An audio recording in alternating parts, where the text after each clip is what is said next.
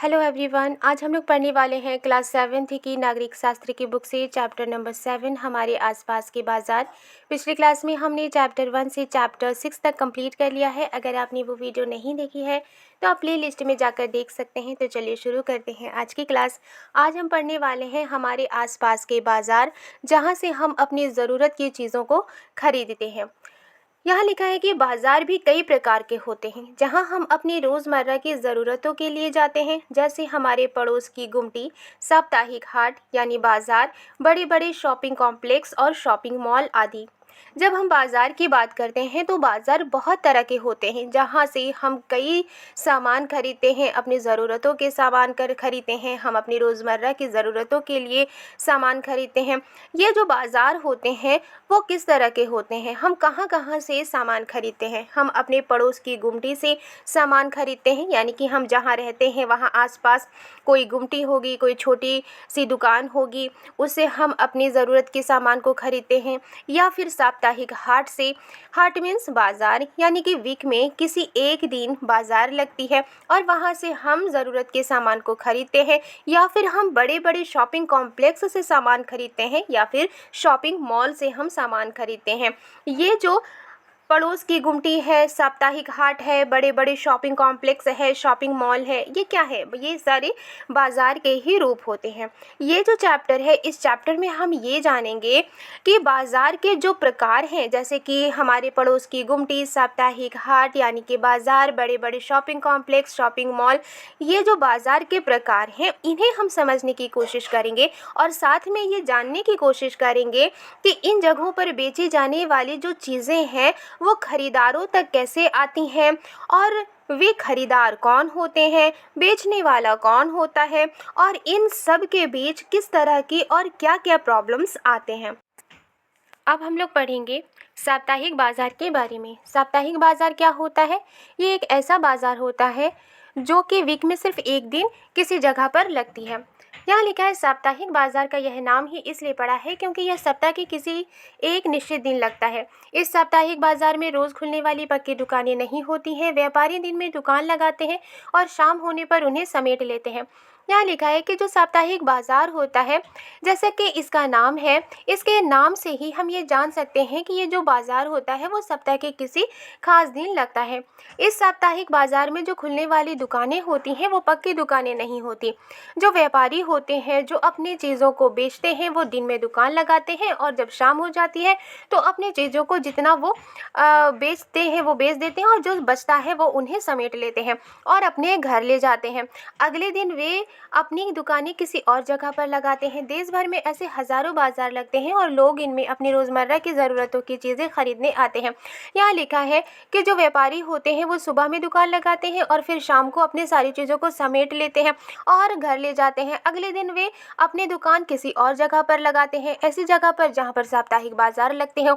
जो साप्ताहिक बाज़ार होता है वो वीक में किसी एक दिन लगता है। देश भर में ऐसे हज़ारों बाज़ार लगते हैं और लोग अपनी ज़रूरत की जो चीज़ें होती हैं वो साप्ताहिक बाज़ार से खरीदते हैं। आगे लिखा है साप्ताहिक बाज़ारों में बहुत सी चीज़ें सस्ते दामों पर मिल जाती हैं। ऐसा इसलिए कि जो पक्की दुकानें होती हैं उन्हें अपनी दुकानों के कई तरह के खर्चे जोड़ने होते हैं। उन्हें दुकानों का किराया, बिजली का बिल, सरकारी शुल्क आदि देना पड़ता है। यहाँ लिखा है कि साप्ताहिक बाज़ारों में आखिर लोग खरीदने क्यों जाते हैं। साप्ताहिक बाज़ारों में जो सामान होते हैं वो बहुत सस्ते मिलते हैं। साप्ताहिक बाज़ारों में सामान सस्ते मिलने के बहुत सारे रीज़न्स हो सकते हैं। पहला रीज़न ये है कि साप्ताहिक बाज़ार में जो दुकानें लगती हैं वो जो व्यापारी होते हैं वो सुबह में लगाते हैं और शाम को सारी चीज़ों को समेट लेते हैं। लेकिन जो पक्की दुकानें होती हैं वो दुकानें अपने सामानों में कई तरह के खर्चे जोड़ते हैं। क्योंकि साप्ताहिक बाज़ारों में पक्की दुकानें नहीं होती हैं और जिनकी पक्की दुकानें किसी जगह होती हैं तो उन्हें बहुत सारे खर्चे जोड़ने पड़ते हैं, जैसे कि दुकान का किराया है, बिजली का बिल है। चूँकि वो देर रात तक दुकान खोले हुए रहते हैं इसलिए बिजली का बिल भी लगता है और इसके अलावा सरकारी शुल्क आदि भी देना पड़ता है। लेकिन साप्ताहिक बाज़ारों में ऐसा किसी भी तरह का खर्चा नहीं होता है।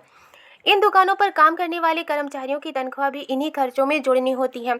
और जो पक्की दुकानें होती हैं, जो साप्ताहिक बाजार में नहीं लगती, जिनका अपना पक्का दुकान होता है, उसमें बहुत सारे कर्मचारी भी काम करते हैं।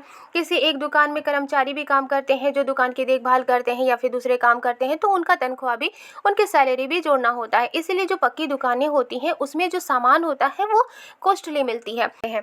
साप्ताहिक बाजारों में बेची जाने वाली चीज़ों को दुकानदार अपने घरों में ही जमा करके रखते हैं। इन दुकानदारों के घर के लोग अक्सर इनकी सहायता करते हैं, जिससे इन्हें अलग से कर्मचारी नहीं रखने पड़ते। जो साप्ताहिक बाजारों में बेची जाने वाली जो चीज़ें होती हैं, उनको दुकानदार क्या करते हैं, अपने घरों में ही जमा करके रखते हैं। घरों में जमा करके रखते हैं, फिर घर से ही चीज़ों को ले जाकर साप्ताहिक बाजार में सेल करते हैं।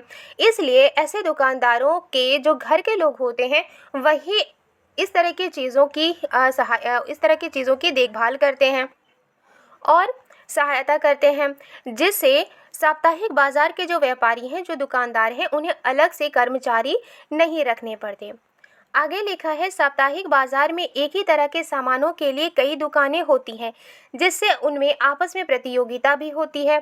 यदि एक दुकानदार किसी वस्तु के लिए अधिक कीमत मांगता है, तो लोगों के पास यह विकल्प होता है कि वे अगली दुकानों पर वही सामान देख लें, जहां संभव है कि वही वस्तु कम कीमत में मिल जाए। ऐसी स्थितियों में खरीदारों के पास ये अवसर भी होता है कि वे मोल तोल करके भाव कम करवा सकें। साप्ताहिक बाजार में मिलने वाली जो चीज़ें होती हैं वो सस्ते दामों में मिलती हैं। इसका पहला हमने क्या रीज़न समझा, क्या रीज़न पढ़ा, क्या कारण पढ़ा कि जो साप्ताहिक बाजार में लगने वाली दुकानें होती हैं, उनके दुकानदारों को एक्स्ट्रा खर्चा अपनी दुकान में नहीं करना पड़ता है, क्योंकि वो सुबह में दुकान लगाते हैं और शाम को उठाते हैं। और इसके अलावा उनके जो घर के लोग होते हैं वो चीज़ों की देखभाल करते हैं। दुकानदार चीज़ें कहाँ रखते हैं, अपने घर में ही जमा करके रखते हैं, जिससे कि घर के लोग जो होते हैं वो उनकी देखभाल करते हैं। इसलिए दुकानदारों को एक्स्ट्रा कर्मचारी नहीं रखने पड़ते, उनको तनख्वाह नहीं देनी पड़ती।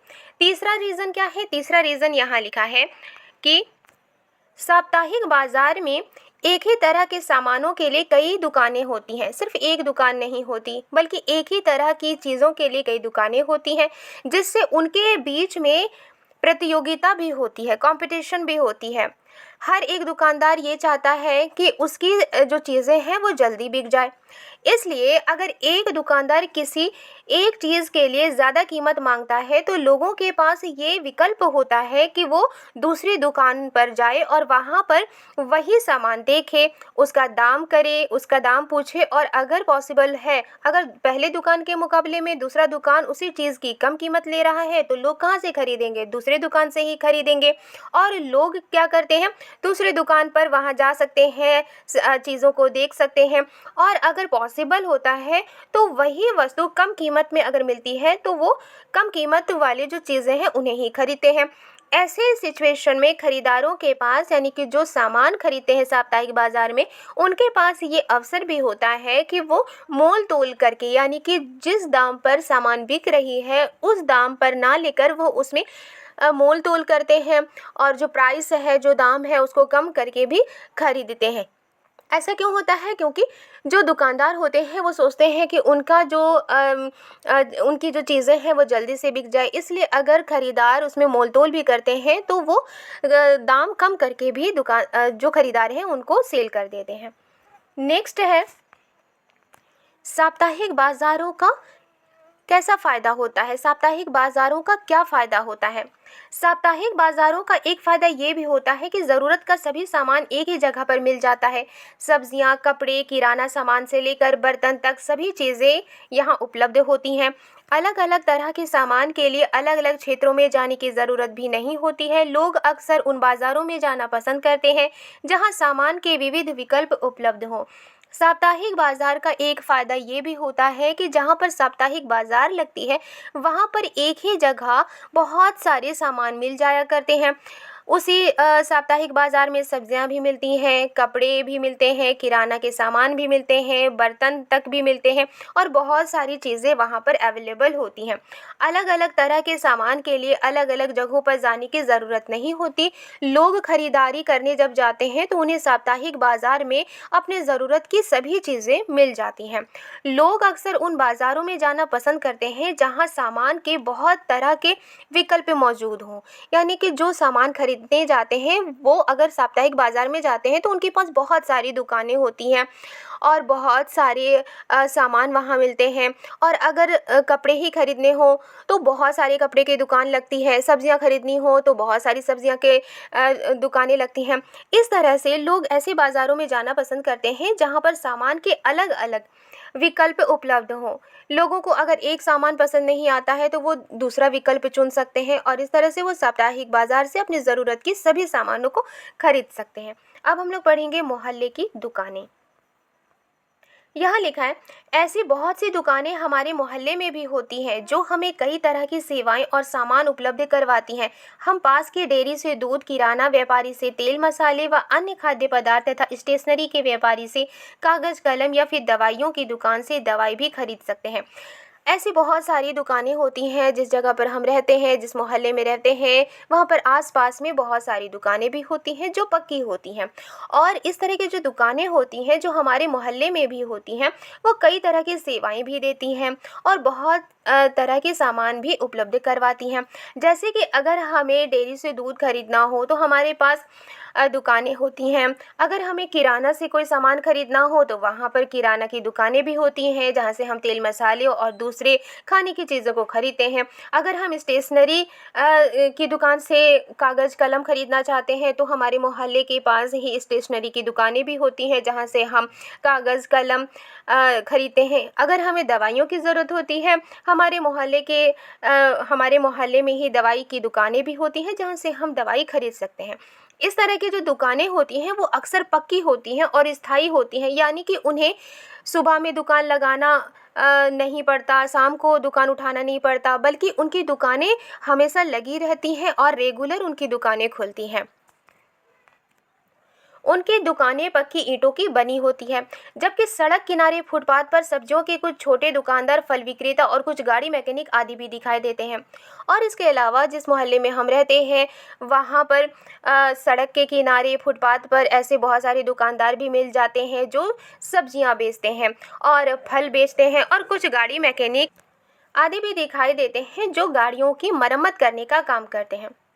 पड़ोस की दुकानें कई अर्थों में बहुत उपयोगी होती हैं। हमारे घरों के करीब तो वे होते ही हैं और हम सप्ताह के किसी भी दिन और किसी भी समय इन दुकानों पर जा सकते हैं। हमारे पड़ोस की जो दुकानें होती हैं वो बहुत यूज़फुल होती हैं। हमारे घरों के करीब तो वो होती हैं जिससे कि सामान खरीदने के लिए दूर नहीं जाना पड़ता। इसके अलावा हम सप्ताह के किसी भी दिन दुकानों में जा सकते हैं और अपने ज़रूरत के सामान खरीद सकते हैं और हम ऐसी दुकानों में कभी भी जा सकते हैं, किसी भी टाइम में जा सकते हैं। ऐसा नहीं है कि सुबह में ये दुकान लगाते हैं और शाम को उठा देते हैं, नहीं, क्योंकि ये स्थायी दुकानें होती हैं, पक्की दुकानें होती हैं और ये देर रात तक खुली हुई होती हैं। इसलिए हम कभी भी दुकानों पर जा सकते हैं और अपने ज़रूरत के सामानों को खरीद सकते हैं। सामान्यतः दुकानदार और खरीदार एक दूसरे से परिचित भी हो जाते हैं और दुकानदार ग्राहकों के लिए उधार भी देने को तैयार होते हैं, यानी कि आज खरीदे गए सामान का भुगतान बाद में भी करने की सुविधा होती है। यहाँ लिखा है कि चूँकि हमारे पास ही दुकानें होती हैं, जो दुकानदार होते हैं और ख़रीदार होते हैं वो एक दूसरे को जानने भी लगते हैं, पहचानते भी हैं। इस वजह से एक और फ़ायदा ये होता है कि जो दुकानदार होते हैं वो अपने ग्राहक को उधार भी देने के लिए तैयार हो जाते हैं, यानी कि आज अगर कोई सामान खरीदना है तो उसके लिए जो ख़रीदार हैं वो बाद में भी उसका भुगतान कर सकते हैं, उसके पैसे दुकानदार को दे सकते हैं।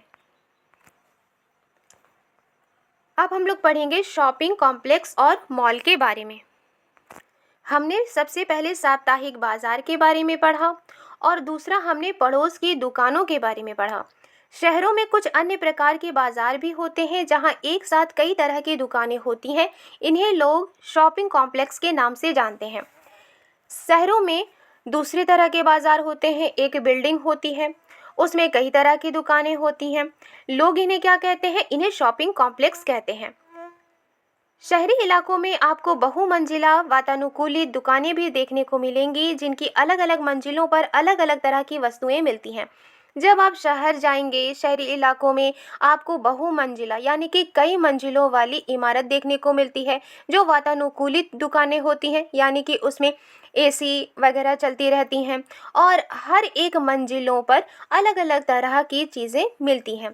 इन्हें मॉल कहा जाता है। और इस तरह की जो बाज़ार होती है, इसे क्या कहते हैं? इन्हें मॉल कहा जाता है। इन शहरी दुकानों में आपको बड़ी बड़ी कंपनियों का ब्रांडेड सामान भी मिलता है और कुछ बिना ब्रांड का सामान भी मिलता है। ये जो शहरी दुकानें होती हैं, जो कि किसी बहुमंजिला में होती हैं और हर एक मंजिल में बहुत सारी दुकानें होती हैं। ये जो शहरी दुकानें होती हैं, इसमें बड़ी बड़ी कंपनियों के ब्रांडेड सामान भी मिलते हैं और कुछ ऐसे सामान भी मिलते हैं जो कि बिना ब्रांड के होते हैं। ब्रांडेड सामान जिसे कंपनियां बड़े बड़े विज्ञापन देकर और क्वालिटी के दावे करके बेचती है, महंगा होता है। कंपनियां अपने ब्रांडेड उत्पादों को बड़े शहरी बाजारों और अपने विशेष शोरूम में बेचने के लिए रखती हैं। यहाँ लिखा है, जो ब्रांडेड सामान होते हैं, जिसे कंपनियां बड़े बड़े एडवर्टाइजमेंट देकर, विज्ञापन देकर और अच्छी क्वालिटी है ये बताकर बेचती हैं, वो महंगी होती हैं। कंपनियां अपने ब्रांडेड उत्पादों को बड़े शहरी बाज़ारों और अपने विशेष शोरूमों में बेचने के लिए रखती हैं। कंपनी क्या करती है? जिस कंपनी में चीज़ें बनती हैं, वो कंपनियां क्या करती हैं? सबसे पहले उसके लिए एडवर्टाइजमेंट देती हैं और इसकी क्वालिटी, इस सामान की क्वालिटी अच्छी है, इस उत्पाद की क्वालिटी अच्छी है, इसका दावा करती है और फिर उसे बेचने के लिए वो शोरूम में रखती है। बिना ब्रांड के उत्पादों की तुलना में इस ब्रांडेड सामान की कीमत का बोझ केवल कुछ लोग ही उठा पाते हैं। जिस उत्पाद का ब्रांड नहीं होता, वो थोड़ा सस्ते में मिलता है, लेकिन जिस सामान का ब्रांड होता है, ऐसे ब्रांडेड सामान की जो कीमत होती है वो बहुत ही ज़्यादा होती है और ऐसे सामानों को सिर्फ कुछ ही लोग खरीदते हैं। जो गरीब होते हैं वो महंगे ब्रांडेड चीज़ों को नहीं खरीदते, ऐसे सामानों को खरीदते हैं जिनका ब्रांड नहीं होता है और बिना ब्रांड वाले जो सामान होते हैं वो सस्ते मिलते हैं। अब हम लोग पढ़ेंगे बाज़ारों की श्रृंखला। सामानों का उत्पादन कारखानों, खेतों और घरों में होता है, लेकिन हम कारखानों और खेतों से सीधे सामान नहीं खरीदते हैं।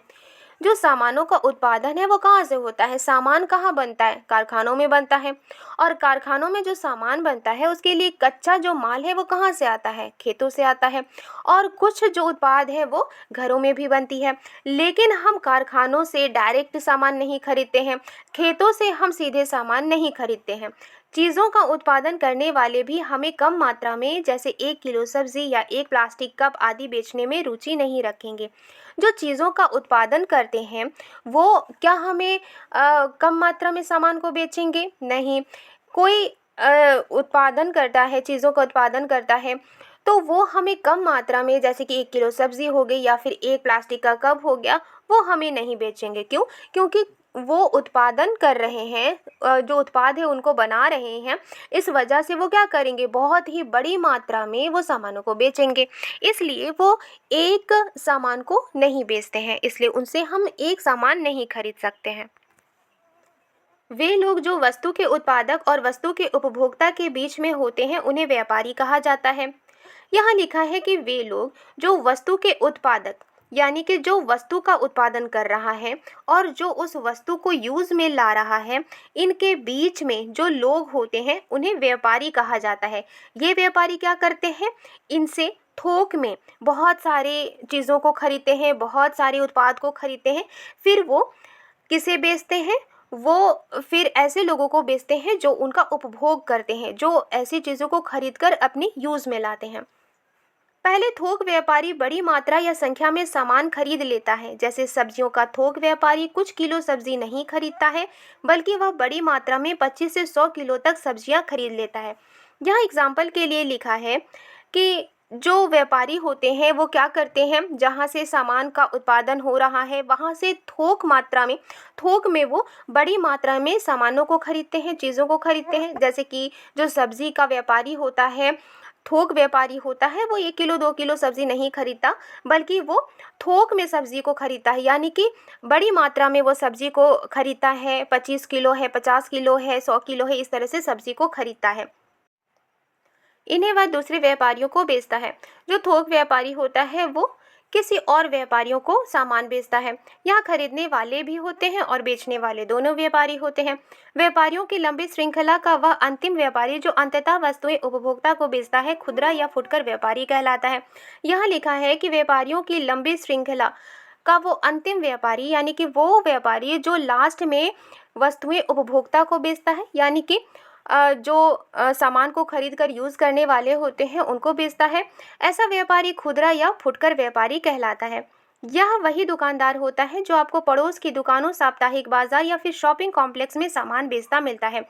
और ये जो खुदरा या फुटकर व्यापारी होता है वो किस तरह का दुकानदार होता है? ये वो दुकानदार होता है जो पड़ोस की दुकानों में सामान को बेचता है, साप्ताहिक बाजार में सामान को बेचता है या फिर शॉपिंग कॉम्प्लेक्स में सामान को बेचता है। क्योंकि पड़ोस की दुकानों में जो सामान मिलता है वहाँ से जो खरीदार होते हैं वो सामान को खरीदते हैं और अपने यूज़ के लिए यूज़ करते हैं। साप्ताहिक बाजार में जो दुकानें लगती हैं वहाँ से जो खरीदार खरीदारी करते हैं वो अपने यूज़ के लिए उसको खरीदते हैं। और शॉपिंग कॉम्प्लेक्स में भी जो दुकानें लगती हैं, सामान बिकता है, चीज़ें जो खरीदार खरीदते हैं वो अपने यूज़ के लिए उसे खरीदते हैं।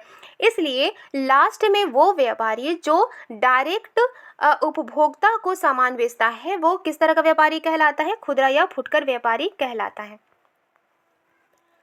हर शहर में थोक बाजार का एक क्षेत्र होता है। यहाँ वस्तुएं पहले पहुँचती हैं और यहीं से वे अन्य व्यापारियों तक पहुँचती हैं। सड़क किनारे की दुकान का छोटा व्यापारी बड़ी संख्या में प्लास्टिक का सामान शहर के थोक व्यापारी से खरीदता है। यहाँ लिखा है शहर में एक ऐसा क्षेत्र होता है जो कि थोक बाजार वाला होता है, यानी कि वहाँ पर बहुत सारे सामान थोक में बिकते हैं। यहाँ जो वस्तुएं हैं सबसे पहले पहुँचती हैं, यानी कि जहाँ से सामान का उत्पादन होता है वो शहर के थोक बाजार में पहुँचता है और यहीं से दूसरे व्यापारी सामान को खरीदते हैं।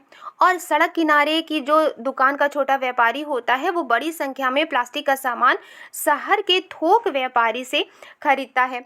हो सकता है कि वह बड़ा व्यापारी अपने से भी बड़े थोक व्यापारी से स्वयं सामान खरीदता हो। यहाँ लिखा है कि शहर में जो थोक बाजार होता है यहाँ पर जो दूसरे व्यापारी होते हैं वो इनसे सामान खरीदते हैं। हो सकता है कि ये जो शहर का सबसे बड़ा थोक व्यापारी है वो अपने से भी बड़े थोक व्यापारी से सामान खरीदता हो।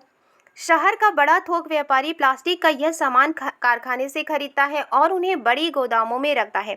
जो शहर का बड़ा थोक व्यापारी होता है वो प्लास्टिक का जो सामान है वो कारखाने से खरीदता है। किस कारखाने से? जहाँ पर वो प्लास्टिक का सामान बना है, और वहाँ से खरीदने के बाद वो बड़े गोदामों में रखता है। क्योंकि सामान बड़ा होता है, सामान ज़्यादा होता है, इसकी वजह से जो गोदाम होंगे वो कैसे होंगे? वो बड़े बड़े गोदाम होंगे।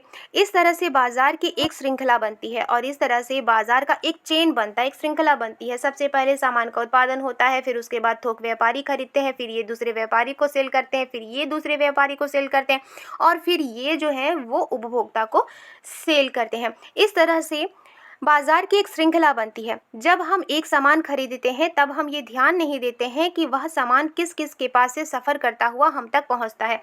जब हम सामान खरीदते हैं हम ये ध्यान नहीं देते हैं कि वो सामान किस किस के पास से सफ़र करता हुआ पहुंचा है, यानी कि वो सामान पहले कौन सेल कर रहा था, फिर वो सामान पहले कौन सेल कर रहा था, फिर वो सामान कहाँ पर बना है, ये हम ध्यान नहीं देते हैं। अब हम लोग पढ़ेंगे हर जगह बाजार। अलग अलग जगहों पर तरह तरह के बाजार हैं जहाँ तरह तरह की वस्तुएं खरीदी बेची जाती हैं। ये बाजार अपनी अपनी जगहों और समय पर अपनी तरह से काम करते हैं। कई बार तो यह भी आवश्यक नहीं होता है कि आप सामान खरीदने के लिए बाजार जाएं। अब तो तरह तरह के सामान के लिए फ़ोन या इंटरनेट पर भी ऑर्डर दे दिए जाते हैं और सामान आपके घर तक पहुंचा दिया जाता है। यहाँ लिखा है कि अलग अलग जगहों पर तरह तरह के बाजार होते हैं। जैसे कि शहरी इलाका जो नहीं होता है वहाँ पर साप्ताहिक बाजार लगते हैं, मोहल्ले में दुकानें होती हैं। लेकिन जो शहरी इलाका होता है वहाँ पर शॉपिंग कॉम्प्लेक्स होता है, मॉल होता है, जहाँ तरह तरह की जो चीज़ें हैं वो खरीदी और बेची जाती हैं।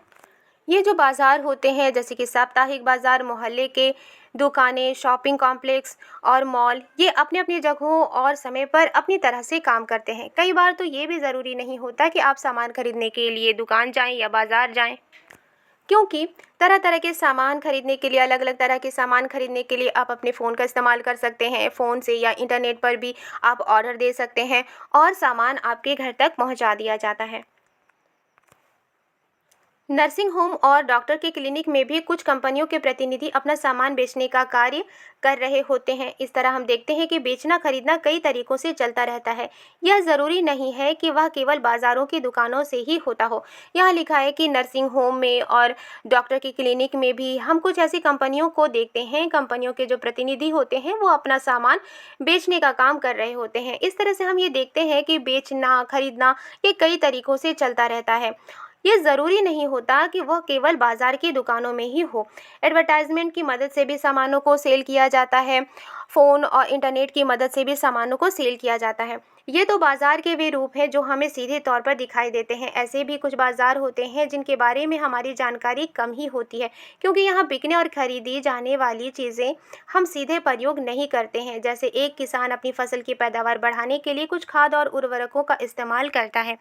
ये उर्वरक वह शहर की कुछ खास दुकानों से खरीदता है, जहां खाद के कारखानों से माल मंगाया जाता है। बाजार के रूप कौन कौन से हैं? साप्ताहिक बाजार, मोहल्ले की दुकानें, शॉपिंग कॉम्प्लेक्स, मॉल, इंटरनेट की मदद से बेची जाने वाली सामान, इंटरनेट की मदद से जो हम सामान खरीदते हैं। इसके अलावा जो विज्ञापन देते हैं उसकी मदद से हम सामान खरीदते हैं। ये बाज़ार के वे रूप हैं जो हमें सीधे तौर पर दिखाई देते हैं। लेकिन कुछ बाज़ार ऐसे भी होते हैं जिनके बारे में हमारी जानकारी कम होती है, क्योंकि यहाँ बिकने और खरीदी जाने वाली जो चीज़ें हैं हम सीधे उसे यूज़ नहीं करते हैं। जैसे कि एक किसान है, वो अपनी फसल की पैदावार बढ़ाने के लिए क्या करेगा? खाद खरीदेगा, उर्वरक का इस्तेमाल करेगा, और ये जो उर्वरक है वो शहर के कुछ खास दुकानों से खरीदता है, जहां खाद के कारखानों से माल मंगाया जाता है। और उस खाद का इस्तेमाल करते हुए किसान क्या करता है? अपनी फसल उगाता है, और फसल उगने के बाद वो कच्चा माल कारखानों में जाता है। वहाँ पर सामान बनते हैं, या फिर जो फसल उगता है उसे फिर मार्केट में भेजा जाता है। थोक व्यापारी उसे खरीदते हैं। एक कार के कारखाने के द्वारा इंजन, गियर्स, पेट्रोल टंकियां, एक्सेल पहिए आदि अलग अलग कारखानों से खरीदे जाते हैं, परंतु इस सब से बेखबर हम कार के शोरूम में अंतिम उत्पाद कार को ही देखते हैं। सभी चीज़ों के बनाने और बेचने की ऐसी ही कहानी होती है। कार का एग्जाम्पल के लिए यहाँ लिखा है कि एक कार को बनाने के लिए बहुत सारी चीज़ों की ज़रूरत होती है, और वो सारी चीज़ें अलग अलग कारखानों से खरीदा जाता है। जैसे कि इंजन है, गियर्स है, पेट्रोल टंकी है, एक्सेल है, पहिए है, अलग अलग कारखानों से खरीदे जाते हैं। फिर उसके बाद एक कार का निर्माण होता है, और हम क्या करते हैं? कार के शोरूम में जाते हैं, और जो कार है वो अंतिम उत्पाद है और हम उसे ही खरीदते हैं। सभी चीज़ों के बनाने और बेचने की ऐसी ही कहानी होती है। जो अंतिम उत्पाद होता है उसमें बहुत सारी चीज़ें लगती हैं, और ये जो सारी चीज़ें हैं वो अलग अलग कारखानों से मंगाई जाती हैं या खरीदी जाती हैं, और फिर अंतिम उत्पाद का निर्माण होता है जिसे हम खरीदते हैं। अब हम लोग पढ़ेंगे बाजार और समानता। साप्ताहिक बाजार से लेकर शॉपिंग कॉम्प्लेक्स तक की दोनों दुकानदारों में बड़ा अंतर है। छोटी पूंजी से व्यवसाय करने वाला दुकानदार है, जबकि दूसरा अपनी दुकान के लिए बड़ी पूंजी खर्च कर सकता है। यहाँ लिखा है कि साप्ताहिक बाजार में जो दुकानें लगती हैं उस साप्ताहिक बाजार से लेकर शॉपिंग कॉम्प्लेक्स तक की जो दुकानें होती हैं, दोनों दुकानदारों में बड़ा अंतर होता है। साप्ताहिक बाजार का जो दुकानदार होता है वो छोटी पूंजी से ही बिजनेस करने वाला दुकानदार होता है, और जो शॉपिंग कॉम्प्लेक्स का दुकानदार होता है वो अपनी दुकान के लिए बड़ी पूंजी खर्च कर सकता है। इनकी जो आमदनी होती है वो भी अलग अलग होती है। साप्ताहिक बाजार के जो दुकानदार होते हैं उनकी आमदनी अलग होगी, कम होगी, और जो शॉपिंग कॉम्प्लेक्स के दुकानदार होंगे उनकी आमदनी ज़्यादा होगी। साप्ताहिक बाजार का छोटा दुकानदार शॉपिंग कॉम्प्लेक्स के व्यापारी की तुलना में बहुत कम लाभ कमाता है। यानी कि जो साप्ताहिक बाजार का दुकानदार होता है वो छोटा दुकानदार होता है, और शॉपिंग कॉम्प्लेक्स का जो व्यापारी होता है वो बड़ा दुकानदार होता है। इसलिए साप्ताहिक बाजार का जो छोटा दुकानदार है वो शॉपिंग कॉम्प्लेक्स के व्यापारी के कंपैरिजन में कम प्रॉफिट कमा पाता है। इसी तरह खरीदारों की भी अलग अलग स्थितियां हैं। ऐसे बहुत से लोग हैं जो सबसे सस्ता मिलने वाला सामान भी खरीद पाने की स्थिति में नहीं है, जबकि दूसरी ओर लोग मॉलों में महंगी खरीदारी करने में व्यस्त रहते हैं। इसी तरह से ऐसे बहुत सारे खरीदार हैं जिनकी अलग अलग स्थितियां होती हैं। कुछ बहुत ज़्यादा गरीब होते हैं, कुछ बहुत ज़्यादा अमीर होते हैं। ऐसे बहुत से लोग हैं जो सबसे सस्ता सामान मिलता है लेकिन फिर भी उसे खरीद नहीं पाते हैं क्योंकि उनके पास इतना पैसा नहीं होता। जबकि दूसरी ओर लोग मॉलों में महंगी खरीदारी करने में बिजी रहते हैं, ब्रांडेड सामानों को खरीदते हैं। इस तरह कुछ हद तक अन्य कारणों के अलावा हमारी आर्थिक स्थिति ही यह तय करती है कि हम किन बाज़ारों में खरीदार या दुकानदार हो सकते हैं। यहाँ लिखा है कि इस तरह से कुछ हद तक दूसरे कारण के अलावा हमारी आर्थिक स्थिति भी ये तय करती है कि हम किस तरह के बाज़ारों में हम सामान खरीद सकते हैं, किस तरह के बाज़ारों के हम खरीदार हो सकते हैं या दुकानदार हो सकते हैं। आगे लिखा है, बाज़ारों की श्रृंखला से ही यह संभव होता है कि एक जगह उत्पादित होने वाला सामान लोगों के लिए हर जगह उपलब्ध हो जाए। जो बाज़ारों की श्रृंखला है, सामान उत्पादन होता है, फिर उसके बाद वो थोक व्यापारी के पास जाता है, फिर दूसरे व्यापारी के पास, फिर दूसरे व्यापारी के पास, फिर उसके बाद उपभोक्ता के पास। ये जो बाज़ारों की श्रृंखला है, इससे ये संभव होता है कि एक जगह उत्पादित होने वाला जो सामान है लोगों के लिए हर जगह अवेलेबल हो जाए। वस्तुओं के बिकने से वस्तुओं का उत्पादन सीधे जुड़ा होता है। यहाँ लिखा है कि जो वस्तुएं बिकती हैं, वस्तुओं के बिकने से वस्तुओं का उत्पादन सीधे जुड़ा होता है। बनी हुई चीज़ों के बिकने से ही लोगों को रोज़गार मिलता है और उत्पादन भी बढ़ाया जाता है। जो बनी हुई चीज़ें होती हैं उसके बिकने से ही लोगों को रोज़गार मिलता है। किस तरह से लोगों को रोज़गार मिलता है? क्योंकि जो लोग होते हैं वो व्यापारी बनते हैं, थोक विक्रेता बनते हैं, व्यापारी बनते हैं, छोटे मोटे दुकानदार बनते हैं और बड़े बड़े शॉपिंग कॉम्प्लेक्स या मॉल के दुकानदार बनते हैं। इस तरह से दुकानें होती हैं और उसमें कई तरह के स्थायी दुकानों में खर्चे भी होते हैं, उससे बहुत सारे लोगों के रोज़गार भी जुड़े हुए होते हैं और इस तरह से उत्पादन भी बढ़ाया जाता है क्योंकि लोग सामानों को खरीदते हैं और यूज़ करते हैं और फिर उसी सामान को फिर से बनाया जाता है, फिर उसके बाद बेचा जाता है। इस तरह से जो बनी हुई चीज़ें होती हैं उनके बिकने से ही लोगों को रोज़गार मिलता है और उत्पादन भी बढ़ाया जाता है। आई होप ये वीडियो आपको पसंद आई है तो सब्सक्राइब करना मत भूलिएगा। मिलती हूँ नेक्स्ट वीडियो में। Thank you.